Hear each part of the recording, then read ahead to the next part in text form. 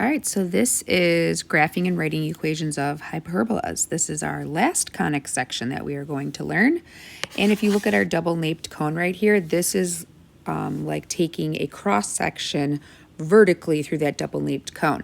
So this is the only cross-section that would go actually through both cones, that you only need both cones for. And you would get what looks like an upward facing parabola and a downward facing parabola. And if the double naped cone was on its side, it would look like one facing left and one facing right. So we have, I'm gonna turn my pen on. We have this piece right here and this piece right here. So you'll either have one facing upward and downward, which is a vertical hyperbola, or one facing left and right, which is a horizontal hyperbola. Okay. All right, so let's write the equation of both. So we are going to start with a horizontal, oh, I wouldn't zoom in right there, a horizontal hyperbola. But first, let's look at the definition. I kind of skipped over that. A hyperbola is the set of all points that the differences of the distance from a point on the hyperbola to the foci is a constant. So we're going to have foci again. What I like to look at a hyperbola as, it is basically like if you took an ellipse. So like if I took this ellipse right here, oh, that's so pretty. I know, don't get jealous. Cut it in half and then flipped each piece inside out. So if you think about it, I can't do it on this. Well, if I made the ellipse made up of two pieces, one, a two, okay. Sorry, it's funny. And if I flipped this one so that instead of facing inward, it was facing outward, okay. So separate it, make it facing outward. Oh, it looks like that. Okay. So that's what a hyperbola looks like. I like to think of it as an inside-out ellipse. So also if you think about where the foci were, so let's say that I have a focus right here and a focus right here, okay? The focus is going to come with it, so it looks like that, okay? It's a very ugly one, and it goes on forever and ever, but that's what it basically looks like, long story short. All right, both of those pieces are called hyperbolic branches, and we've talked about hyperbolic branches before when graphing rational functions. Okay, let's get to it, because that was a lot of talking for the beginning of the lesson.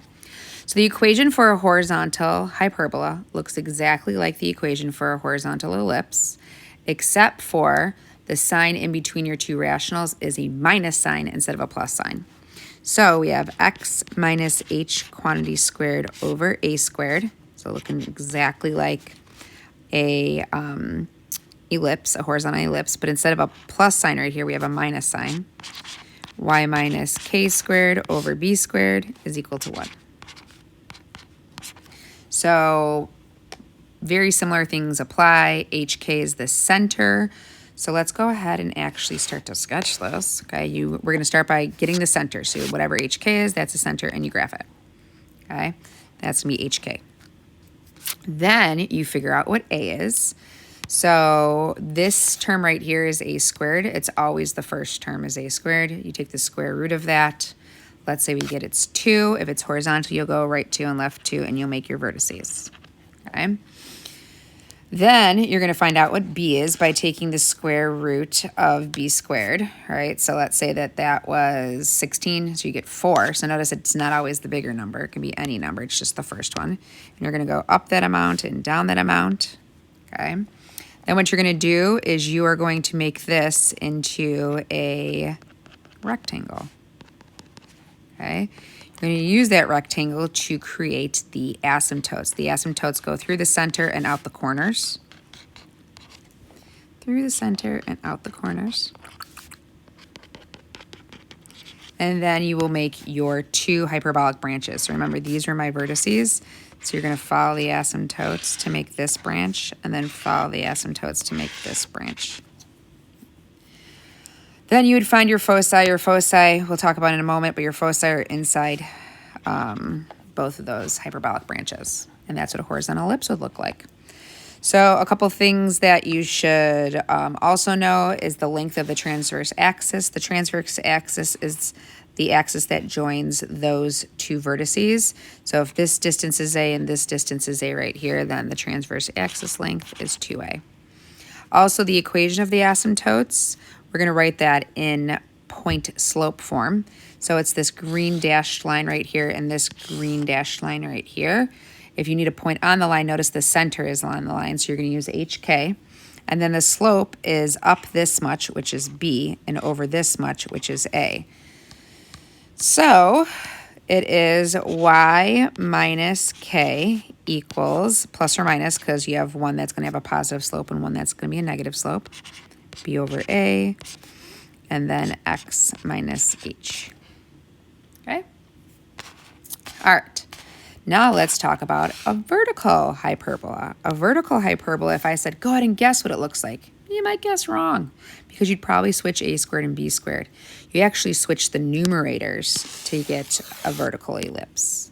Oops, a vertical hyperbola. You'll catch me doing that a few times. I have to think before I say it. So instead of switching a squared and b squared, what we're going to end up switching here is our numerators. So you come here, you come here, you come here, you come here. And that's what the equation of a vertical ellipse looks like. Okay? So what we're going to do to graph that is we're going to find HK. H will be this value. K will be this value, obviously. You're going to graph the center. So let's say it's in the exact same spot. Boop. Okay? And then you're going to find your A value. Your A value you get by square rooting the first denominator, no matter what. So let's say it's 2 again. This time you'll go up 2 and down 2. So let's say go up 2 and down 2 and make my vertices. Then you'll take the square root of this number, and that'll be your B value. B value, you'll go right and left. So let's say that's 4 again, right 4, left 4. And then you make this into that, and then you're going to asymptotes. Obviously, this is very sketchy right here. Okay, then you can make your 2 hyperbolic branches, which remember these were our vertices right here. So this one looks like this. This one looks like this. And then you would find your foci, which will end up being inside your hyperbolic branches again. Okay. The distance between these 2 points is, this is A and this is A, remember? So it's still 2A. Okay. And then it goes through your center still, so we're still going to use HK, but then the slope of this line is up A over B instead. So it's y minus k is equal to plus or minus a over b times x minus h. Okay, so some of the important facts that I mentioned here is a is the distance from the center to a vertex. And remember, a is always this value. Once again, these equations will be given to you, so you shouldn't be messing up which value is a, which value is b. And then c is the distance from the center to a focus. So to find the foci, we're going to use a very similar equation to that to find the foci of an ellipse, in an ellipse. So if you remember, for an ellipse, it was c squared equals a squared minus b squared. But for hyperbola, it's a squared plus b squared. Okay, so to find the foci, we won't be giving you those equations, but you're going to have to know those. Okay, so let's go ahead and graph some of these. Then we'll write some equations, and then I have some practice for you to try on your own. So notice I'm asking you for the orientation this time. I'm not going to ask you the orientation on the test. It's just that it's something that you should be asking yourself first. So if you look at this equation right here, I know it's a hyperbola because this is a minus here. And then x comes first, y comes second, so I know it's horizontal. So this is a horizontal hyperbola. Then we'll get our center. Our center is hk, so that's -2, +3. And we can either graph as we go, or we can get this information and then graph it. I'm going to get the information and then graph it, and then I'm also going to do graph as I go just to show you that you can do both. All right, I need my vertices. My vertices are A units from my center. Remember, if you look back at your equations, I've been doing this for a long time, so like I might not do a good job of looking back, but if you look back at the equations, this is always A squared, this is always B squared. No matter which form you're looking at, this is always A squared, this is always B squared. All right? Okay. All right, so I need A, which is 3. So that means that my vertices are 3 units left and right, because it's horizontal, of my center. So 3 left and right of that is -5, 3. And then to the right is 1, 3. Okay? There are no co-vertices. So what I want to do right now is I'm going to cross this out. The reason I left it for the notes, and I actually forgot to take it out, but the reason I'm going to pretend that I left it for the notes is that I saw it. It was in there in the old Algebra 2 at Trigonometry's notes, but there are no co-vertices in a hyperbola. So we're not going to write those down. We need them to graph the asymptotes, but we don't write them down because they're not covertices. There are no covertices in a hyperbola. There are foci, however, and there are equations of the asymptotes. Okay, so we are going to find the foci. Foci are C units from the center, where C squared is equal to A squared plus B squared. So we're going to do C squared is equal to A squared is 9 plus B squared is 16. So we're going to get nice foci. That's 25, square root plus or minus. So our foci are located 5 units horizontally from our center. So we're going to go 5 units left and right from this. So 5 units to the left is negative 7, 3. 5 units to the right is 3, 3. Lastly, we need our equations of our asymptotes. You can either graph and then say what they are, but I've been doing this for a while, like I said. All right, so remember, this is H and this is K, and that's the point that the asymptotes are going through. So it's y minus your K value, which is 3, equals, and then it's going to be a positive slope line and a negative slope line. And then, once again, if you forget if it's B over A or A over B, you could always graph it first and then figure it out. It's B over A for horizontal, though. So B, I didn't even write down what B is. B is 4. Okay, so that's 4 over 3 times X minus H, which is a negative 2, so we're going to do that to plus 2. And you'll see that we'll graph both of those lines. Okay, so let's go ahead and graph this now. So now I'm not going to even use that information. I'm just like redo it just to show you that you can do it either way. All right, my center is negative 2, 3. So left 2, up 3. And I'll just double check as I go that I did it right. I don't make that point very like crazy because it's not part of the hyperbola, right? It's just part of the, what word am I looking for? The background work that you have to do in order to get it correct. That's not the word I was looking for, by the way. All right, now I'm going to get my vertices. My vertices are A units from my center horizontally. A is 3, so I'm going to go right 3. I'm going to make those important. The framework is what I was looking for. And left 3, and then double check them. 1, 3, and negative 5, 3. Boom, shakalaka. Okay. All right, now I'm going to get my B value, which is 4, and then I'm going to go up 4, make an insignificant dot, down 4. And then I'm going to make this into a rectangle so I can graph my asymptotes. Okay, so my asymptotes are going to go through the center and out the corners of that rectangle. And if you look, the slope of that line is up 4, right 3. So I am, like, if I needed to get it that way, I could. The rectangle is going to make it pretty accurate. So that's why we draw the rectangle there. Okay, now I can make my 2 hyperbolic branches. So here's 1 hyperbolic branch. I am just making it, and I'm not very good at drawing smooth curves, so that's why I like pick up my pen to draw it. All right, now my foci are C units to the right and left of my center. So if I start at my center and go 3 units to the right, or sorry, 5 units to the right and left, I have a point here. And if I start at my center and go 5 units to the left, I have a point here, and then double check those. That's 3, 3, and negative 7, 3. Boom, did it. I already checked my asymptotes, I'm good. And that's what my hyperbola looks like. So notice you can get the information, graph it, and then write down, or you can get the information and then just graph it, or you can practice both ways. All right, let's try another one. How many more of these do I have? I have, all right, so we have, just to make sure we're good at this, we have 3 more to try. If at any point you feel like you want to try them on your own, please pause the video and do so. Then we have 2 writing, and then I have a lot of practice for you to try, so don't worry that you'll get your own practice. All right, orientation. I'm also going to cross off covertices again. We cross off covertices again. There are no covertices. I might even fix it for your notes because I don't even like that it's on there. I'm gonna. You're never going to see it. Okay. Orientation. So first off, I see it goes Y then X. So this is vertical. HK. H goes with X. So that's a negative 4. K goes with the Y value. So that's a positive 1. So I'm going to graph as I go. Negative 4, 1 this time. All right, now I need my A values. A is 5, so I'm gonna go vertically up 5. 1, 2, 3, 4, 5. I'm gonna go down 5. 1, 2, 3, 4, 5. Up 5 and down 5. -4, 6, which is what I already graphed. And -4, -4, which is what I already graphed.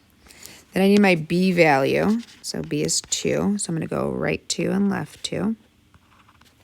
Make this into a rectangle here. Go out the corners to make my asymptotes and through the center. Oh, also if that fraction, the A over B or B over A is simplifiable, make sure you simplify it. Okay, so we have equation of the asymptote. Y minus, I went through 1, equals plus or minus. And then for vertical, it's A over B, so 5 over 2. And if you double check, it's up 5, right 2, so that's correct. X minus a -4, so plus 4. All right, I'm going to make my hyperbolic branches now. These I feel comfortable with making in one foul swoop here. Okay. And lastly, my foci. My foci are C units from my center, where C squared is equal to A squared plus B squared. So C squared is equal to 29, which is plus or minus root 29. All right, so from my center, I'm going vertically. So that's from my Y value, up and down root 29, which is not simplifiable. -4, 1, plus or minus root 29. I also want to graph that somewhat accurately. Okay, I want to have a good estimation of it. Root 29 is approximately 5 point something. So I'm going to go up and down from the center, remember, 5 and a little bit more. So up 5 and a little bit more, you know what I need to do? I need to fix this because it's not on that point. There we go. All right, up 5 and a little bit more, which pushes me right there. And then from my center, down 5 and a little bit more. There she goes. Beautiful. All right. Next one, also vertical. Center, 0, 3. Graph it. Or you can wait to graph everything. Vertices, A units from my center. A is 4. So I'm going to go vertically. So that's up 4. 1, 2, 3, 4. Down 4. 1, 2, 3, 4. So 0, 7. And 0, -1. B value is 6. So I'm going to go right 6, left 6. Once again, notice how like insignificant I make those points because I'm just using them to get accurate asymptotes. They're not part of the graph. They're framework. That's the word I was looking for earlier. All right, out the corners.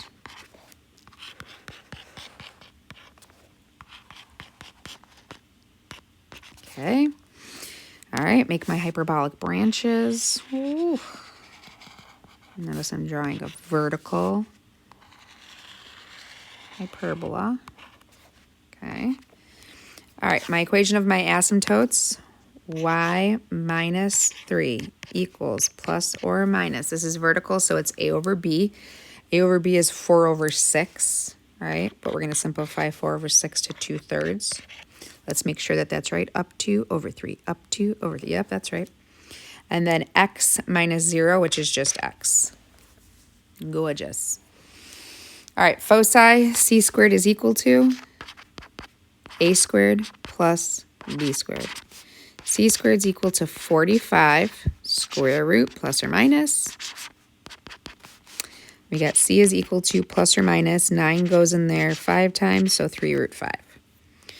All right, so from my center, I went vertically up and down. So this is 0, and then from 3, I went up and down, 3 root 5. Root 45 is approximately 6 point something. So from my center, I'm going to go up 6 and a little bit more. So that was 4, so 4, 5, 6 and a little bit more. And then from my center, I'm going to go down 6 and a little bit more. Should be right there. Okay, last one, and then we'll do some writing. Hey, that's not in standard form. I can tell that it's a hyperbola though because there's an x squared and a y squared in subtraction separating them. So to get it to look like a hyperbola in standard form, I'm going to divide everything by 225. Simplify that. 9 goes into itself once. 9 goes into 225 25 times. 25 goes into itself once. 25 goes into 225 9 times. That simplifies to 1. So standard form is x squared over 25 minus y squared over 9 equals 1. So this is horizontal because x comes first, then y. Center is 0, 0. Graph it. Vertices are a units from my center horizontally. A is 5. So I have 5, 0 and negative 5, 0.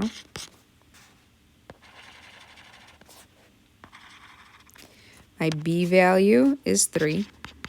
So I'm going to go up 3 and down 3. Make that into a rectangle. Get my asymptotes.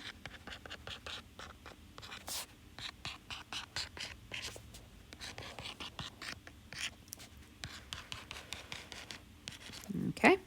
Hyperbolic branches.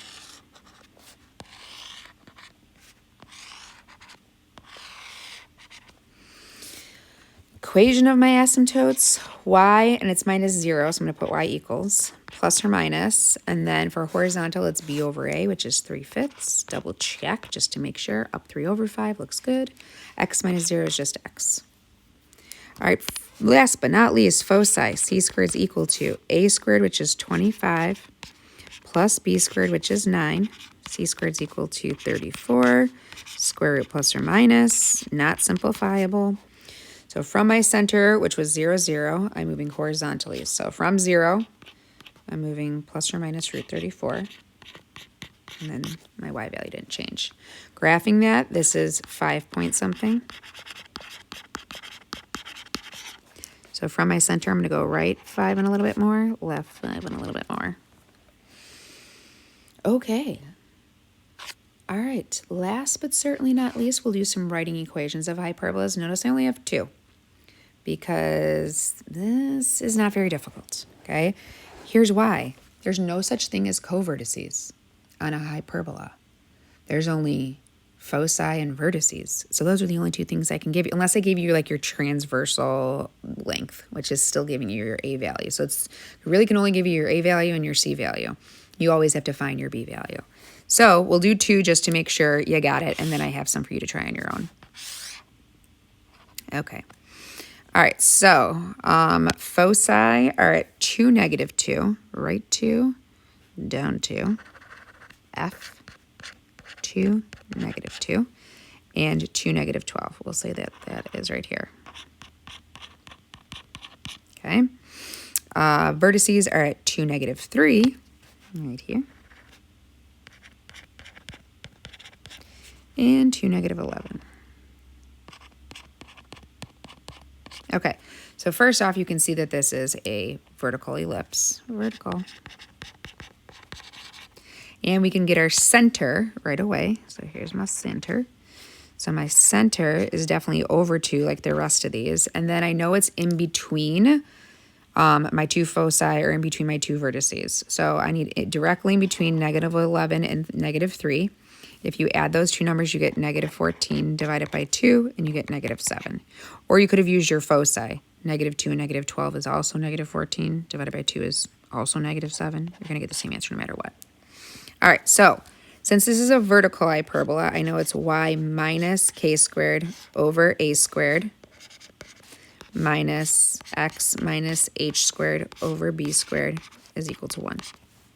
All right, hk is first. That's 2, negative 7. 2, negative 7. Now I need A. A is the distance from the center to a vertex. So that's from negative 7 to negative 3. So A is 4. So I know A squared 16. So I can erase this and put 16. And then I'm never going to be given B squared.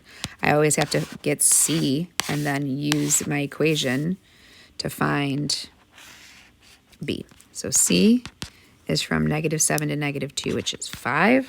And now I can use c squared is equal to a squared plus b squared to find b squared. 25 is equal to 16 plus b squared. Subtract 16 from both sides, b squared is 9.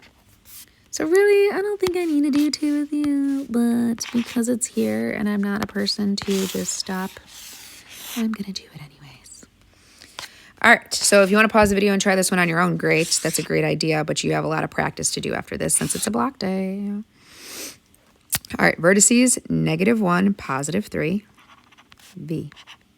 -1, 3, and 3, 3. Right 3, up 3, v. 3, 3. I don't know why I wrote it like that. It's so weird. 3, 3.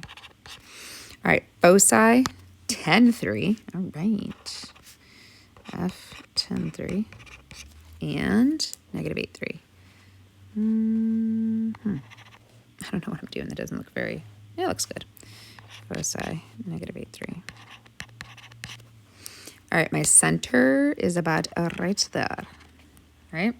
Okay, center. We obviously can see this is horizontal. All right, my center, I'm going to use my x values to help me. So this x value is -1, this is 3. -1 plus 3 is 2. 2 divided by 2 is 1. So my center is at 1 comma, and then they're all up 3. I could have also used my foci. -8 plus 10 is also 2. Divided by 2 is also 1. All right, so it's horizontal. So that is x minus h squared over still a squared minus y minus k squared over still b squared is equal to 1. All right, and let's go ahead and plug in what we know. Our center is 1, 3. We can get A. A is the distance from the center to a vertex. That distance right there is 2. So that is 2 squared is 4. And then let's get C. The distance from your center to your focus is 9. And then we're going to do C squared is equal to A squared plus B squared. 81 is equal to 4 plus B squared. 77 is equal to B squared. Once again, remember, these don't have to be pretty because you're not graphing them. All right, here is your answer. All right, you can go ahead and either pause the video and then check as I show you the answers, or you can try the rest on your own and then check it with the answer key that's posted in Schoology. So here is this one. Pause it. So check it. Here is the next one. Pause it to check it. Here is the next one. Pause it to check it. Here are your 2 writing. Pause it to check them. All right. Hopefully you did well.